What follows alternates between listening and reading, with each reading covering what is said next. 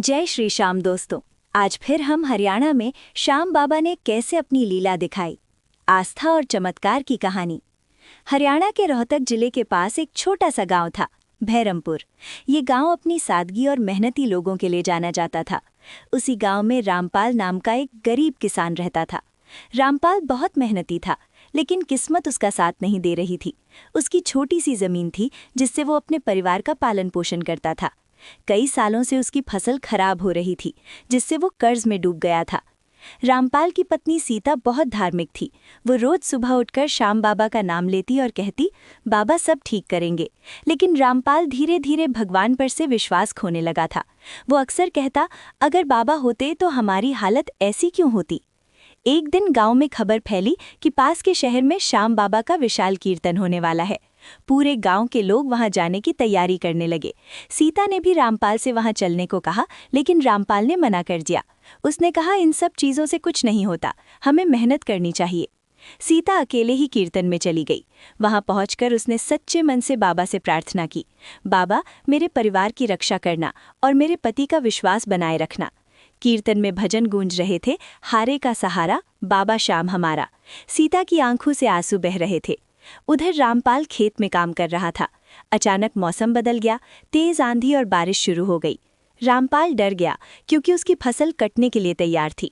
उसने सोचा कि अब सब बर्बाद हो जाएगा। वो जल्दी जल्दी घर की ओर जाने लगा। रास्ते में उसे एक बुजुर्ग आदमी मिला जिसने नीले रंग के कपड़े पहने हुए थे और सिर पर पगड़ी बांधी हुई थी।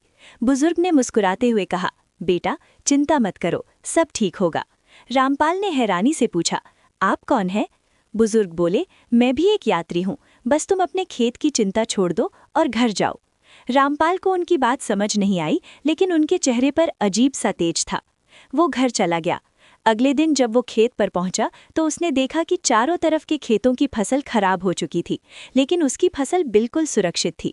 ऐसा लग रहा था जैसे किसी ने उसकी फसल को आंधी और बारिश से बचा लिया हो। रामपाल ये देखकर हैरान रह गया। उसने गांव वालों से पूछा कि क्या किसी ने उसकी मदद की थी, लेकिन किसी को कुछ पता नहीं था। तभी उसे उस बुजुर्ग व्यक्ति की याद आई। उसी शाम सीता कीर्तन से घर लौटी। उसने रामपाल को पूरी बात बताई कि कैसे उसने बाबा से प्रार्थना की थी। जब रामपाल ने उसे खेत की हालत बताई तो सीता की आंखों में खुशी के आंसू आ गए। उसने कहा, देखा, मैंने कहा था ना, बाबा सब ठीक करेंगे। रामपाल को अब अपने ऊपर शर्म आने लगी। उसे एहसास हुआ कि वो जिस बुजुर्ग से मिला था वो कोई साधारण इंसान नहीं था। उसे विश्वास हो गया कि वो खुद श्याम बाबा थे जो उसकी मदद करने आए थे। अगले दिन रामपाल और सीता दोनों श्याम बाबा के मंदिर गए।